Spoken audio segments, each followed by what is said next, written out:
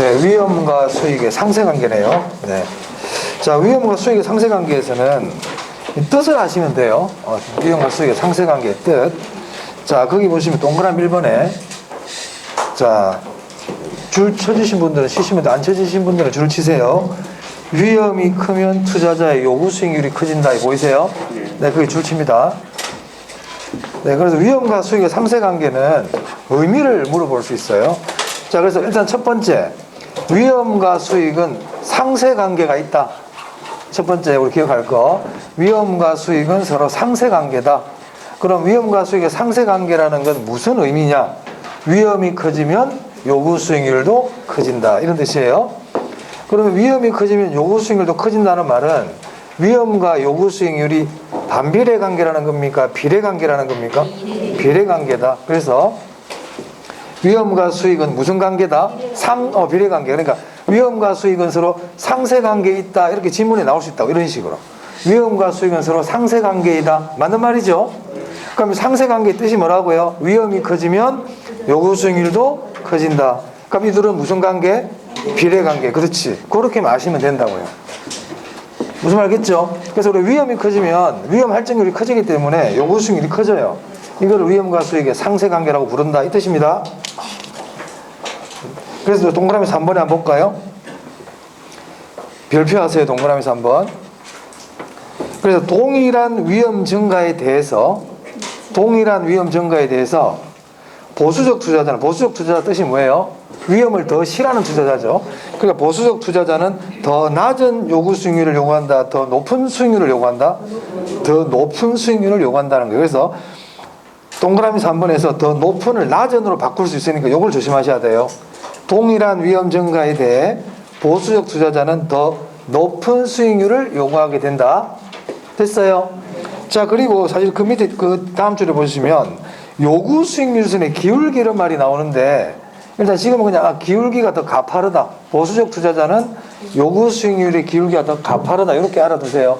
네, 이건 나중에 또 한번 말씀을 드릴게요. 시험에서는 사실 우리 그림과 관계되는 거 잘 안 물어보기 때문에, 네, 일단 그 정도는 밑에 건 참고. 하지만 동그라미 3번의 첫 번째 줄은 중요. 자, 넘깁니다.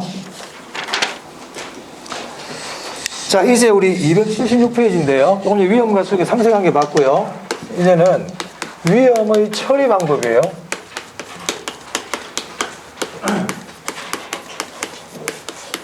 위험을 어떻게 처리할 건데 시험에 잘 냅니다. 위험의 처리 방법 잘 아셔야 돼요. 자, 먼저 우리 276페이지 보시면요, 위험의 처리 방법도 있고 277페이지 보시면 위험의 관리 방법이라고도 있죠. 이 둘을 굳이 구별 안 해도 돼요. 그냥 뭐 같은 거라 보시면 돼. 위험의 처리나 위험의 관리나 따로따로 외우지 말고, 자, 그 위험의 처리 방법 보시면 1번에 위험한 투자를 제외시킨다. 동그라미 2번에 보시면 기대치의 보수적 예측 방법이다. 3번에는 위험 조정 할인율, 그 밑에 위험 관리 방법 보시면 회피, 보유, 전가, 통제, 이런 말들이 쭉 나오잖아요. 여러분들이 의미만 아시면 돼요. 의미만, 뜻만 아시면 된다고. 막 깊이 있게 막 보려고 그러지 말고, 그래서 제가 말씀드리는 그 부분만 잘 체크를 해놨다가 그 부분만 정확하게 아시면 되지, 다른 것까지 막 이렇게 어렵게 생각하시면 안 됩니다. 의미, 항상 우리는 의미다. 우리 부동산학 개론은 항상 그 용어의 의미가 일단 제일 중요해. 그 의미가. 네, 우리 개론은 그 용어의 뜻을 물어봐요. 용어의 뜻을 알면 다 저절로 알 수 있는 이런 정도의 문제를 내지, 깊이 있는 문제를 내지는 않는단 말이에요. 네. 자, 그러면 위험한 투자를 제외시킨다는 게 무슨 말일까? 네. 위험한 건 제외시키라는 얘기잖아요. 위험한 건 제외시켜라. 그럼 무슨 말이야, 거꾸로 얘기하면? 그래, 위험한데 투자하지 말란 얘기니까 위험 없는 데만 투자하라는 얘기잖아요. 외우려고 그러지 말고 이해를 해. 일단 이 용어 자체를 내가 내 나름대로 이해를 해가지고 이해가 안 되면 외우는 거야. 무슨 말 알겠어요? 그 위험의 제외라는 말 자체는 위험한 거는 투자하지 마. 위험한 건 제외시켜버려. 은행에만 저금해. 이 얘기잖아. 맞아요? 그러니까 위험의 제외는 위험한 데는 투자하지 않는다. 무위험한 자산에만 투자하겠다, 이 얘기예요. 됐어요? 그럼 우리가 무위험한 자산의 대표적인 게 은행, 정기예금 이자, 국가와 지방자치단체가 발행하는 국공채, 이런 데 투자하는 거란 말이에요. 무슨 말 알겠어요? 그럼 이런 거는 우리가 진정한 의미의 투자를 할 수가 없죠. 투자라는 건 내가 일정한 위험을 감수하면서 거기에 맞는 수익을 추구하는 게 투자인데 이런 거 투자를 할 수 없잖아요. 맞아요? 그러면 그 뜻을 알면은 대답할 수 있겠어요? 위험의 제외는 진정한 의미의 투자라고 할 수 없다. 맞습니까? 네. 위험의 제외는 무위험률만을 얻을 수 있다. 그럼 무위험률을 모르네. 무위험률이 그럼 뭐야? 무위험률이? 무위험률은 무위험 수익률이야. 무위험 수익률. 즉, 위험이 없는 곳에 투자해가지고 얻을 수 있는 수익률을 뭐라 그런다고요? 무위험률. 무위험률은 무위험 자산의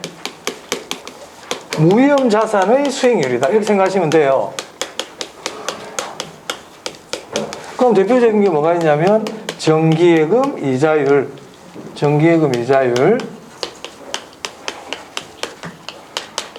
국공채 수익률 이런 거란 말이에요. 이게 무위험률이에요. 이거를 우리 감정평가가 환원율에서 순수율이라고도 그래. 순수율. 감정평가 그 환원율 결정법에 보면 조성법에서는 이걸 순수율이라고도 그러거든요. 투자론에서는 무위험률이라고 그러고. 그러면 무슨 위험의 제외라는 거는 위험한 데는 투자 안 하고 안전한 데만 투자하겠다는 얘기니까 이 사람은 뭐만 얻을 수 있어요? 무위험률밖에 못 얻게 되겠죠. 무슨 말 의미 아시겠어요? 네, 그 뜻이고요. 자, 2번입니다. 기대치의 보수적 예측 방법이다. 보수적 예측 방법. 자, 지금 우리가 위험을 관리하는 방법을 공부하고 있죠. 그럼 내가 위험을 관리하려면 수익을 많이 기대해야 될까요? 수익을 좀 낮게 예측을 해야 될까요? 낮게 봐야 되겠죠. 수익을 너무 높게 예상하고 들어가다 보면은 실수할 수가 있잖아요. 욕심을 부리게 되니까. 그래서 보수적 예측이라는 거는 수익은 낮게 예측해라. 이 말이에요. 수익은 낮게 예측해라. 하지만 비용이나 위험은 높게 예측해라. 이게 보수적 예측이에요. 그럼 시험에서 보수적 예측이란 이렇게 내는 것보다는 위험을 관리하려면 수익을 높게 예측해야 된다. 이렇게 잘 낸단 말이야. 그럼 O입니까? X입니까? X죠. 수익은 낮게 예측하는 거예요. 낮게 예측. 그래서 동그라미 이번에 둘째 줄이에요. 즉 수익은 낮게 예측하고 비용은 어떻게? 높게 예측해라. 예측을 우리가 추정이라고도 그러잖아요. 그 글자가 중요하단 말이에요. 그 지문. 조금 전에 말씀드린 그 줄을 딱 기억을 해놔야 돼. 시험은 거기서 나와. 그런 데서. 자, 그러면 오른쪽 니은 보세요. 니은 277페이지 메인 위에 니은 똑같은 말이거든. 자, 수익을 낮게 예측해라. 수익을 예측한다. 이게 기대 수익률이잖아요. 예상 수익률이 기대 수익률이라 그랬죠. 그럼 수익을 낮게 예측한다는 말은 바꿔 얘기하면 기대 수익률을 상향 조정해라, 하향 조정해라. 그래, 기대 수익률 하향 조정, 하향 동그라미 딱 이게 상향으로 잘 바꿔. 기대 수익률을 어떻게 조정한다? 하향 조정한다. 하향 조정해. 됐어요? 나머지 굳이 안 봐도 돼. 근데 사실 그 밑에 이제 디귿 안 보고 참고로. 그러면 기대 수익률을 낮게 예측하잖아요. 그러면 부의 극대화는 힘들어요. 부의 극대화는 곤란하단 말이에요. 제가 이거 뭐 한 번씩 예를 드는데 우리 고스톱 치잖아요. 고스톱을 치지. 3점 났어. 3점 났거든. 그럼 고냐 스톱이냐의 문제가 생기잖아요. 그럼 고 하면요. 위험 있지. 그 독박이라 그러나? 고박이라 그러나? 지금 고스톱을 다 안 쳐가지고 고박이라 그러죠. 그럼 고박의 위험을 안고 내가 고하는 거잖아요. 근데 만약에 이 사람이 보수적인 사람이야. 그러니까 보수적인 사람은 수익을 어떻게 본다? 낮게. 비용이나 위험은 높게 본단 말이야. 그럼 보수적인 사람은 3점 나면 거기서 고할까 스톱할까? 스톱을 하지. 무슨 말 알겠어요? 보수적인 사람이야. 그래서 밤새도록 쳤어. 큰 돈은 못 단다는 얘기야. 팔만 아프지. 아시겠어요? 고스톱 치면 밤새도록 쳐봤자 돈만 빙빙빙 돌기만 돌지 팔만 아파. 그럼 안 치는 게 좋아. 그래서 뭐 어쩔 수 없이 꼭 쳐야 될 자리다. 그러면 그냥 돈 5만 원 있는데요. 딱 내놓고 다 1억 빨리 나오는 게 좋아. 팔만 아파. 밤새도록 노동해가지고 그거 얼마 따겠다고. 그죠? 네. 하여튼 그래요. 뭐 재미로 하는 건 괜찮은데 친목을 도모하기 위해서. 그래서 저는 별로 안 좋아합니다. 그런 거. 자, 보수적 예측 아시겠죠? 부의 극대화가 곤란하다. 부의 극대화가 곤란하다. 자, 그 다음에 그 밑에 위험 조정 할인율의 조정법이에요. 자, 보세요. 자, 우리 할인율이라는 게 있잖아요. 할인율 얘기를 참 제가 많이 하죠. 할인율이라는 거는 미래 수익을 현재로 구할 때 쓰는 게 할인율이거든. 미래의 수익을 현재로 하는 게 할인율이야. 할인율. 예를 한번 들어볼게요. 저 어떤 사람이 어음을 갖고 왔어요. 어음이라고 아시나요? 우리가 어음이라는 거는 내가 줄 돈을 나중에 줄게 하고 약속을 하면서 주는 게 어음이잖아요. 그럼 그 어음을 갖고 있는 사람은 만약에 3개월짜리 어음이다 그러면 석 달 기다리고 있다가 가서 받아내는 거 아닙니까? 맞아요. 그렇단 말이에요. 근데 어음이라는 거는 돈이 갑자기 필요한 사람들은 다른 데서 받고 할인받을 수 있거든요. 1억짜리 어음인데 내가 6개월을 기다려야 돼. 근데 6개월을 기다리기가 너무 힘드니까 뭐 은행이나 아니면 일반 뭐 다른 데 가가지고 현금으로 바꿔 쓸 수 있죠. 네. 그럼 1억짜리 어음을 지금 가지고 1억 줍니까? 아니요. 6개월 뒤에 1억 받을 수 있는데 지금 가면 1억 안 주잖아요. 이게 할인하는 거거든. 할인. 무슨 말 알겠어요? 그럼 보세요. 이제 여기 뭐 어음을 바꿔준 업자야. 사채업자라기보다 업자야. 금융업자. 어음을 갖고 왔어. 근데 회사 어음이 보니까 아주 위험한 어음이야. 이 어음이. 회사가 좀 불안한 회사란 말이에요. 그러면 할인율을 높게 적용할까요? 낮게 적용할까요? 그렇지. 할인율을 높게 적용한다는 거는 현재 가치가 높을까 낮을까? 그래. 외우려고 그러면 안 돼. 할인율 높게 적용한다는 거는 1억 갖고 왔을 때 할인율이 20%잖아? 그럼 20% 떼고 주겠다는 얘기잖아요. 8천만 원 밖에 안 줘. 근데 이 회사가 좀 근실해. 그럼 할인율이 높을까 낮을까?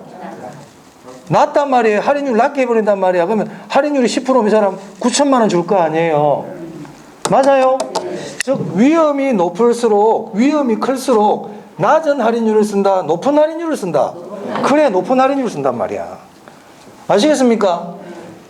위험이 클수록 높은 할인율을 써요. 그렇게 되면 현재 가치를 작게 보는 거야. 할인율을 높여버리면 현재 가치는 커진다 작아진다. 조금 전에 어음 얘기해줬잖아. 할인율 높게 하니까 8천만 원밖에 안 주잖아요. 맞아요? 할인율 50% 해버리면 5천만 원밖에 안 주는 거야. 오케이? 자, 그래서 위험이 클수록 꼭 기억해놔야 되거든. 위험이 클수록 높은 할인율을 적용해야 돼.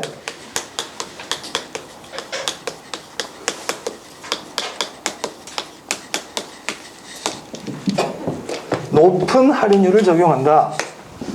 여기서 끝내면 안 돼요. 추가로 또 알아야 돼. 높은 할인율을 적용한다는 얘기는 현재 가치는 작아진다. 이거 같이 알아두세요.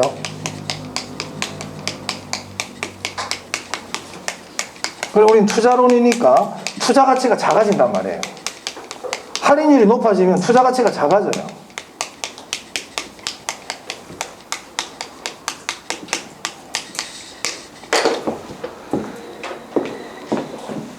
그럼 봅니다.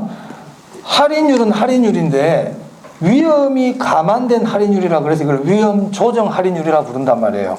위험 조정 할인율. 즉 위험이 커지면 할인율도 어떻게 해라? 위험이 커지면 할인율 어떻게 해라? 높여라. 위험이 클수록 높은 할인율을 씁니다.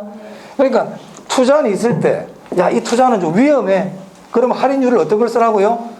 그래. 아까 내가 지금 음 바꿔주는 업자잖아. 음을 바꿔준 사람이잖아요. 그럼 여러 회사들 음을 갖고 올 거 아니에요.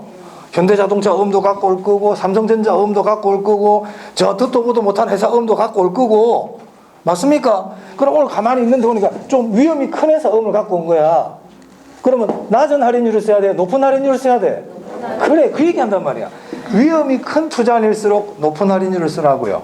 무슨 말 알겠어요? 중요하다. 자, 그래서 교재 보면 기억에 위험한 투자일수록 보이세요? 줄치고 그 둘째 줄에 무슨 할인율을 쓰라? 높은 할인율을 쓰라. 이처럼 이런 걸 위험 조정 할인율이라 불러요. 위험 조정 할인율의 대표적인 게 요구 수익률이야. 요구 수익률이라고. 그래서 우리가 투자 가치 구할 때는 요구 수익률을 할인율로 써요. 그럼 요구 수익률은 그 안에 위험이 반영이 되어 있나요? 되어 있지. 위험 할증률에 반영이 되잖아. 맞아요?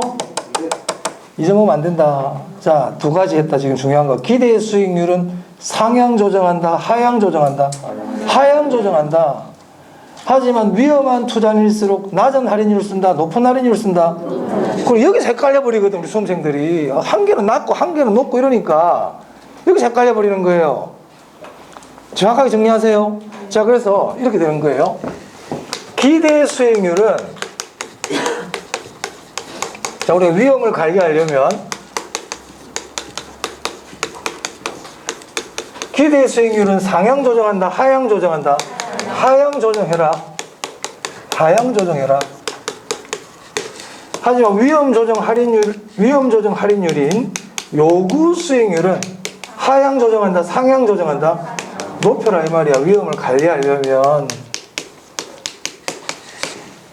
중요하단 말이야. 하는 얘기가 좋아. 헷갈려 버리거든. 그래서 이렇게 기대는 낮춰, 기대는 낮춰, 요구는 높여. 아시겠어요? 그래 나 위험이 관리가 돼. 그렇잖아. 그렇잖아.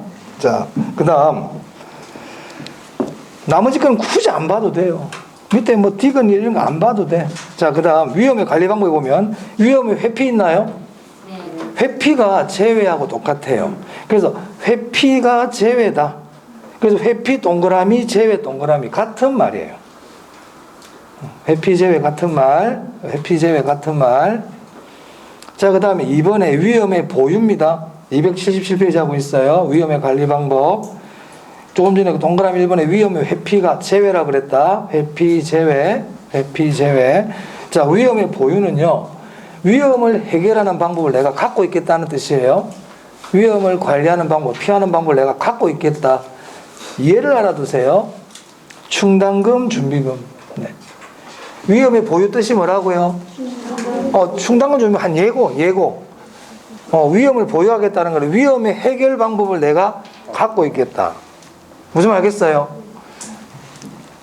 우리 나이 드신 분이 자제분들을 결혼시킬 때 되면 돈이 많이 들잖아요.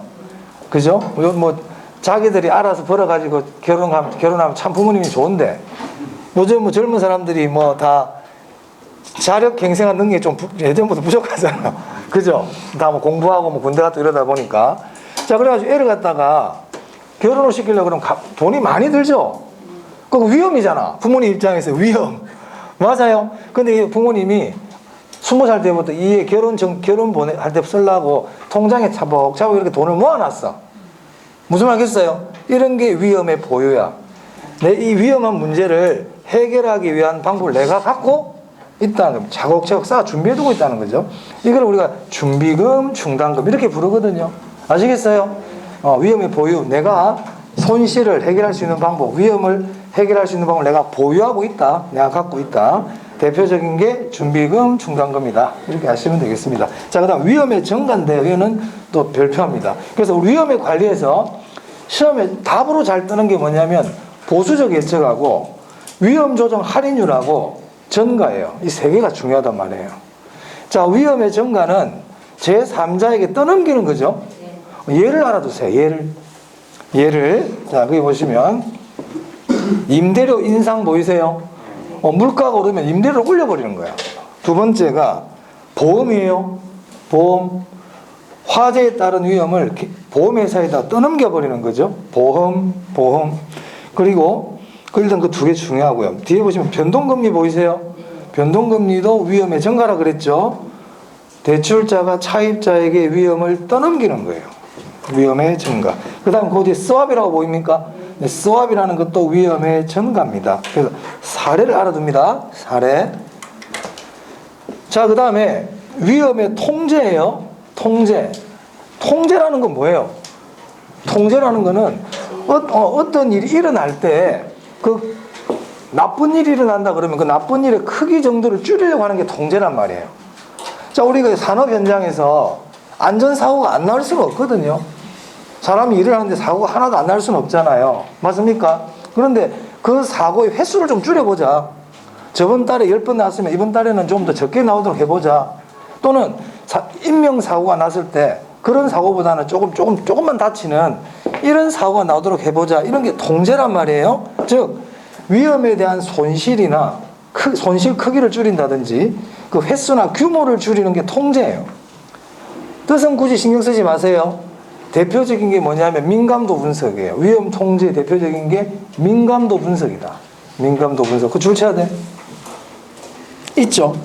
옆에 제가 좀 하나 더 적으라고 그랬지, 이번에. 그렇지, 포트폴리오. 포트폴리오도 위험의 통제란 말이에요. 그 다음에 민감도 분석과 포트폴리오는 위험의 통제입니다. 위험의 증가 그러면 안 되고요. 자, 그러면 민감도 분석이라고 그 밑에 나와요. 용어 정리에. 보이세요? 내고 별표한 게 하세요. 민감도 분석. 자, 민감도 분석은 제가 전에 의미는 설명드렸는데 한 번만 더 설명드리겠습니다. 민감도 분석의 뜻. 한번 예를 들어볼게 또. 예를 한번 들어볼게요. 애들을 데리고 선생님이 수학여행을 갔어. 수학여행을. 그럼 선생님들이 학생들을 데리고 수학여행을 가면 제일 걱정하는 게 뭘까요? 안전하게 돌아오는 걸 제일 원하죠. 그죠? 애들 데리고 가가지고 아무런 탈 없이 그냥 무사하게 귀환하는 거를 가장 중요한 거 아닙니까?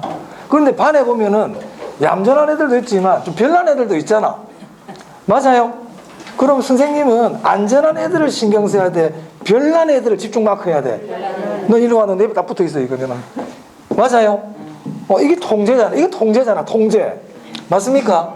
자, 민감도 분석도 똑같단 말이에요. 내가 어디 투자를 해. 투자를 한단 말이야. 그러면 내가 투자를 했을 때 내가 수익을 내기 위해서 투자하는 거 아니에요? 근데 그 수익이라는 결과를 위해서는 또 여러 가지 위험 요소들도 있을 거 아니에요? 아까 애들도 많이 데려가면 그 중에 착한 애, 나쁜 애들, 뭐 별난 애 있듯이.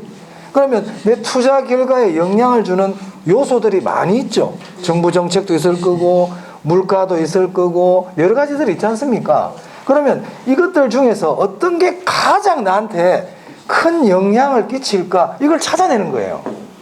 그건 어떻게 찾아내냐면, 임대료를 50만 원 할 때는 내 수익이 어느 정도 될까? 임대료가 70만 원이면 어떻게 될까?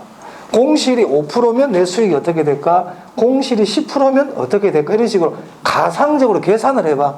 이런 거 시뮬레이션이라고 그래, 시뮬레이션. 이렇게 가상적으로 하다 보면, 예를 들어 공실 있잖아요. 공실은 1%만 변동이 돼도 나한테 엄청나게 영향을 많이 주는 거야. 무슨 알겠어요? 그럼 그건 우리가 민감한 요소입니까? 민감하지 않은 요소입니까? 민감한 요소죠. 민감한 요소. 그러면 투자자는 어떤 걸 집중 관리해야 되겠어요? 그 민감한 요소를 집중 관리해야 될 거 아니에요. 맞습니까? 어떤 사람이 있는데 이분은 보통 때는 괜찮아. 자, 우리 사람이라는 거는 어떤 감정에 기복이 있을 수 있잖아요. 근데 이분은 있잖아. 딱 그 말만 하면 난리나. 그 말만 하면 난리 나는 거야, 이 사람은. 딱 그 말만 한마디만 하면. 나 이 사람의 관리를 해야 되거든? 그럼 나는 그 말을 해야 돼, 안 해야 돼? 그 말만 조심하면 되지. 이게 통제라고.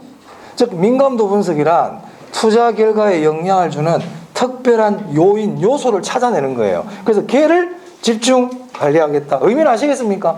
네네. 자, 그래서 교재 볼게요. 277.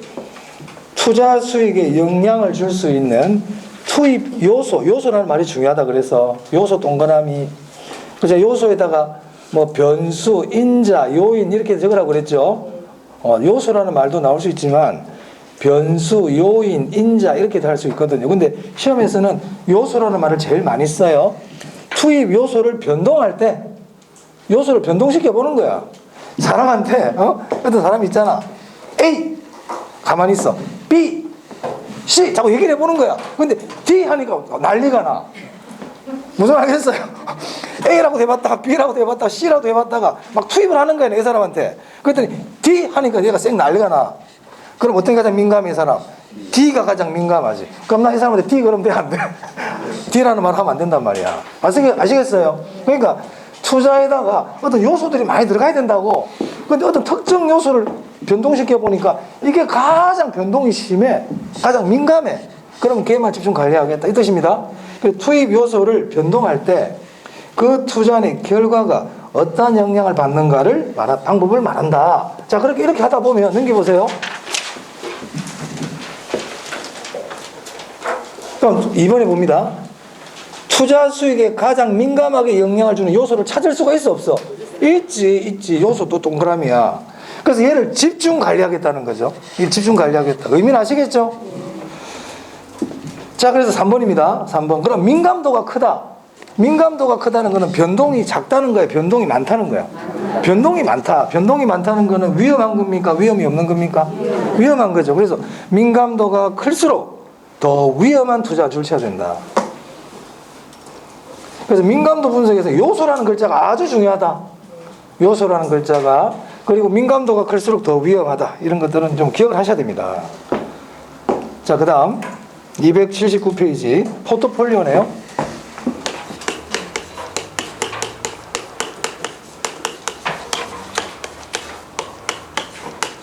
자, 그래서 지금까지 우리가 뭘 공부했냐면 위험과 수익에 대해서 공부했어요. 위험과 수익. 자, 위험에는 우리 지난 시간에 위험의 종류 했죠? 사업상 위험 있었잖아요. 이런 거 금융 위험, 유동성 위험 이런 거 있었잖아요. 체계적 위험, 비체계적 위험 공부했죠? 맞아요. 그럼 이렇게 오늘은 뭐 공부냐? 위험을 어떻게 관리할래? 이거 공부했단 말이야. 그리고 수익률도 지난 시간에 공부했죠? 기대 수익률, 요구 수익률, 실현 수익률. 수익률도 공부했단 말이야. 그래서 위험과 수익에 대한 공부가 끝났어요, 이제. 조금 전에 위험의 관리 방법 중에 포트폴리오라고 있었죠? 위험의 통제. 이 포트폴리오는 아주 중요하단 말이야. 그래서 얘만 별도로 떼가지고 공부하겠다는 거야, 지금부터.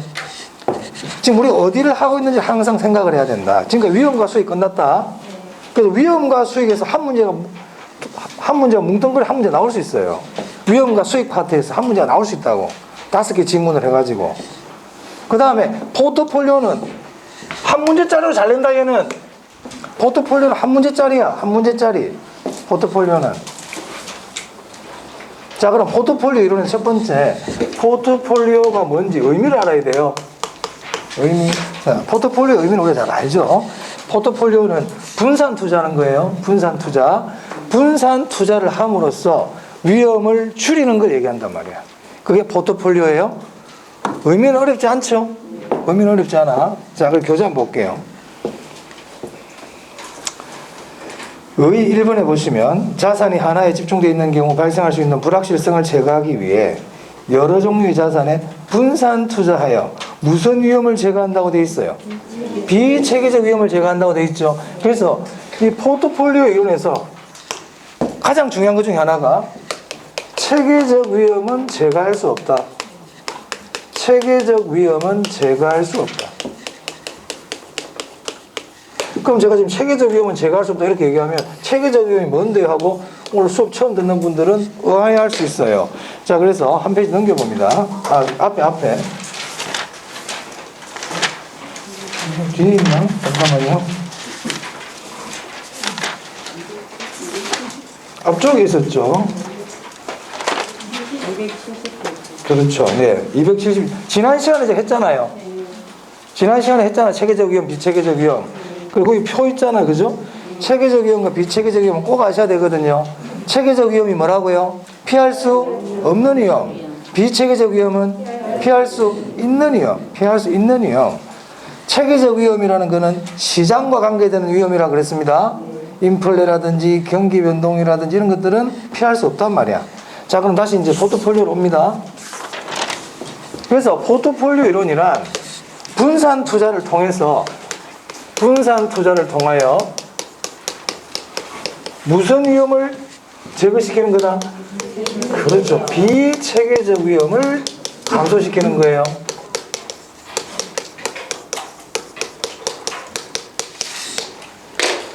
이 비체계적 위험은 시장과 관계되는 위험입니까? 개별 투자함과 관계되는 위험입니까? 그리고 개별 위험이라고도 그러죠. 개별. 이게 포트폴리오 이론의 의미다. 의미. 됐어요?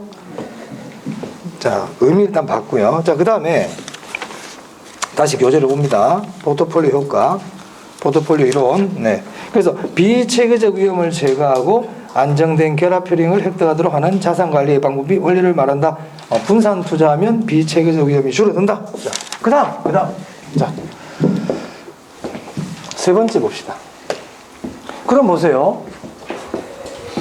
포트폴리오를 공부하고 나니까, 자, 내가 지금 A라는 자산을 갖고 있거든. 일단 주식에서 왔단 말이에요. 주식에서. A라는 자산을 갖고 있는데, 한 개만 갖고 있는 것보다는 2개, 3개, 여러 개 갖고 있을수록 위험이 준다는 얘기잖아요. 그럼 어떤 게 일단 궁금해지냐면 과연 나는 어디에 투자를 해야 될까 그러면 분산 투자를 해야 되는데 여기 보니까 B라는 자산도 있고 여기 보니까 C도 있어. C라는 것도 있어. C.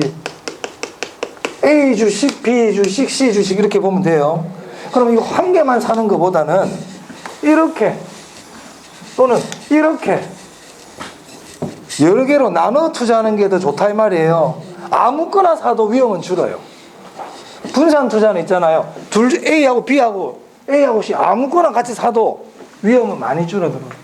자, 그럼 투자자는 어떤 고민이 생기냐면 그럼 나 B를 사는 게 위험이 더 많이 줄어들까? C를 사는 게 더 위험이 많이 줄어들까? 이런 고민이 돼요, 안 돼요? 되잖아요. 그럼 둘 중에 내가 어떤 걸 사야 위험을 더 많이 줄일 수 있을까? 여기와 관계되는 게 상관계수야. 그래서 상관계수가 중요해. 상관계수 중요하다고.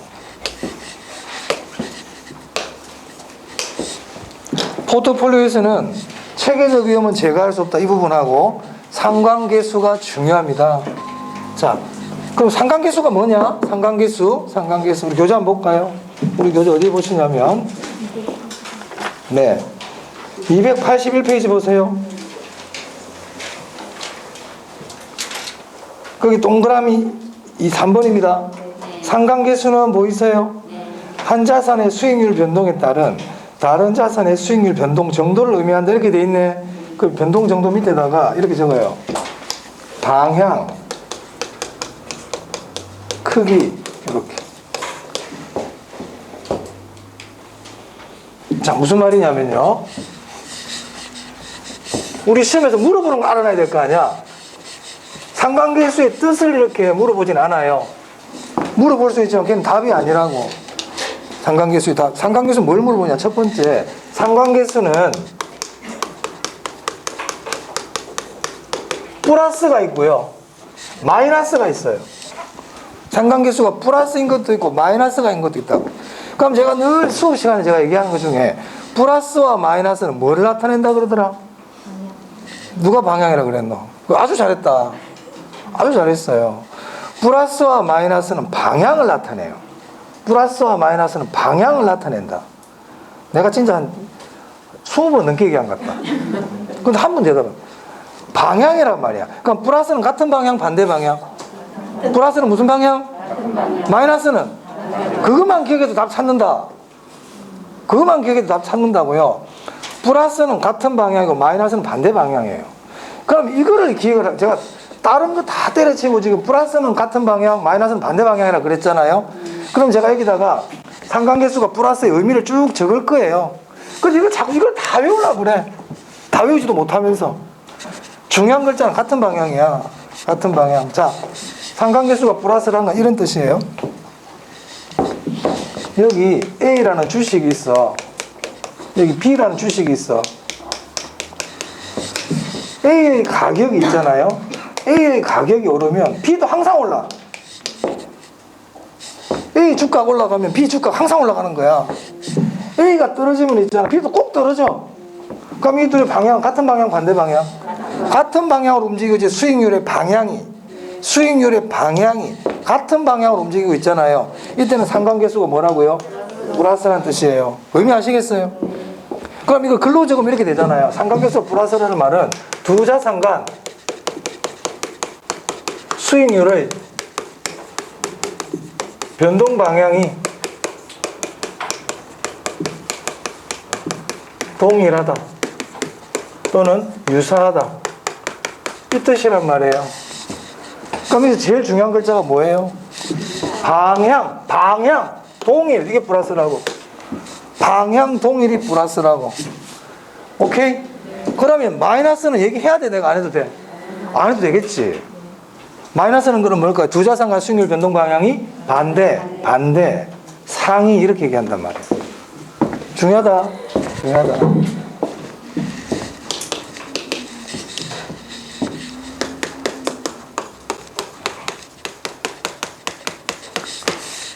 자, 그럼 봅니다. A하고 B하고는 같은 방향이야. 근데 C가 있거든. C 주식은 A가 오르면 얘는 항상 떨어져. 얘가 오르면 얘는 항상 떨어져. 얘가 떨어져야 얘가 올라가. 무슨 말겠어요? 이게 마이너스죠? 그러면은 분산 투자할 때 A, B가 유리하냐, A, C가 유리하냐 이 말이에요. 어떤 게 더 위험이 더 많이 줄어들까 이 말입니다.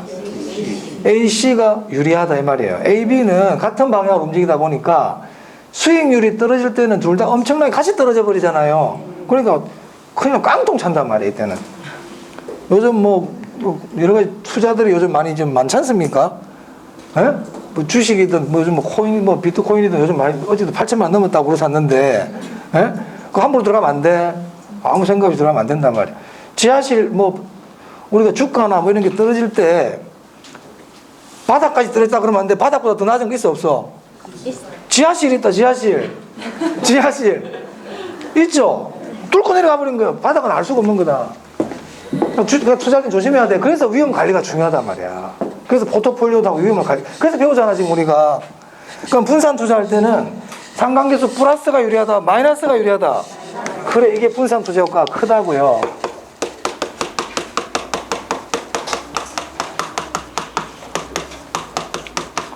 그 시험 이렇게 낸단 말이야. 이렇게 이거를 투자상 간 수익률 변동 방향이 상이한 자산끼리 분산 투자하는 게 유리하다. 오케이? 시험 질문 하나 딱 나오지. 이렇게 나오지. 됐습니까? 자, 그 다음 보세요. 제가 조금 방향 얘기했지 조금 전에. 상관계수는 방향과 크기라 그랬잖아요. 맞아요? 자, 그럼 또 보세요. 크기를 한번 보자. 크기. 자, A하고 B하고 있어.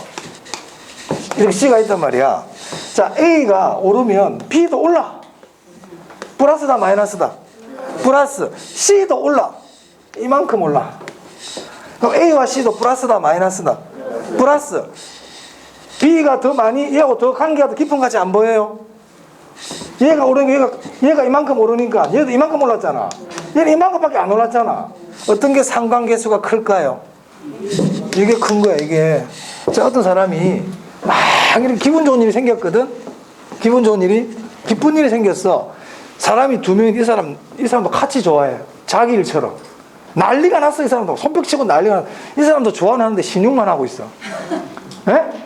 방향은 같지? 어떤 사람이 이 사람하고 더 밀접한 사람인 것 같아? 뛸 듯이 좋아하는 사람. 상관계수가 큰 거야. 무슨 말 알겠어요? 얘는 상관계수가 작은 거예요. 맞습니까?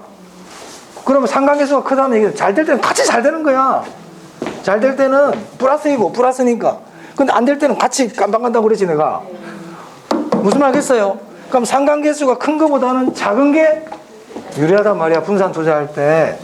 자, 그래서 두 개 기억해야 돼. 우리가 상관계수의 첫 번째 반대 방향 마이너스가 유리하다. 마이너스가 유리하다. 상관계수는 클수록 유리하다, 작을수록 유리하다. 작을수록. 여기서 유리하다, 불리하다는 위험을 줄이는 거 얘기하는 겁니다. 수익 많이 나는 거 얘기하는 거 아니야. 위험을 줄일 때는 상관계수가 작은 게 유리하다고요. 무슨 말인지 아시겠어요? 그러니까 투자를 할 때 전부 다 자동차 주식만 샀어. 그럼 상관계수가 큰 거야, 얘들은. 아주 밀접한 관계잖아요. 맞아요. 그러니까 자동차가 만약에 문제가 생기다 그러면 그 주가 다 떨어져 버린다니까. 망하는 거예요, 사람.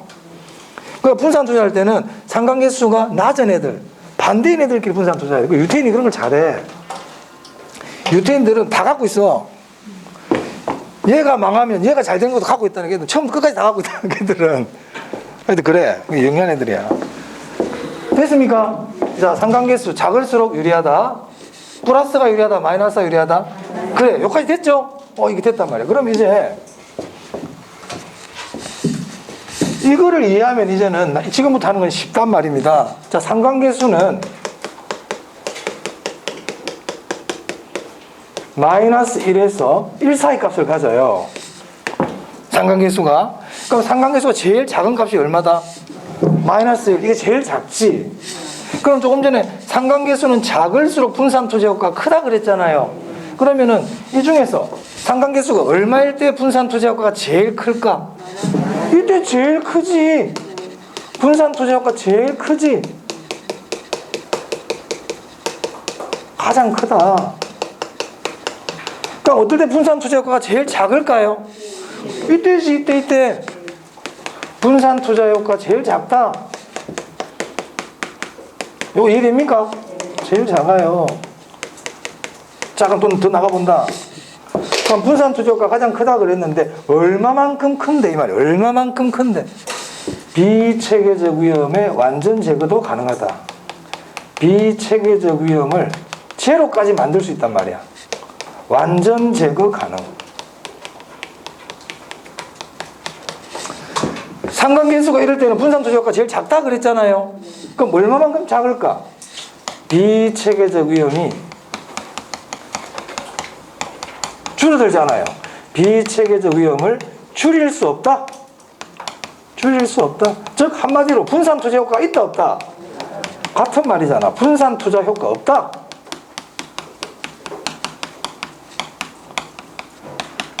그럼 시험은 상관계수가 마이너스 1일 때 분산 투자가 가장 크다. 이렇게 잘 안 내요. 이렇게 내는 게 아니고 이걸 물어보면 이렇게 얘기한다고. 비체계적 위험의 완전 제거가 가능하다. 이렇게 표현한단 말이야.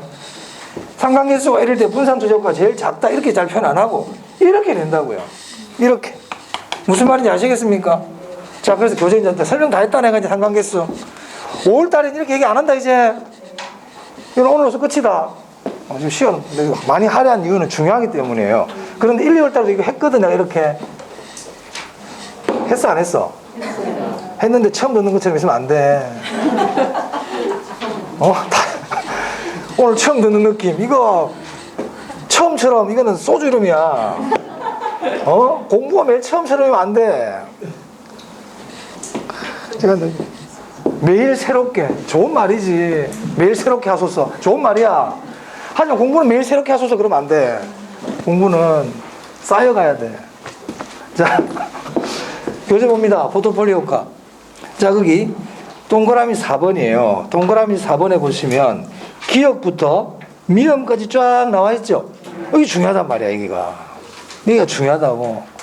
여기서 시험 지문이 나온단 말이에요. 읽어보겠습니다. 기억. 상관계수가 양인 경우는, 상관계수가 플러스인 경우, 그러니까 플러스의 의미가 뭐야? 수익률 변동 방이 서로 유사하다, 동일하다 이 말이잖아. 그러니까 분산 투자 효과가 크다, 작다? 작다. 작다.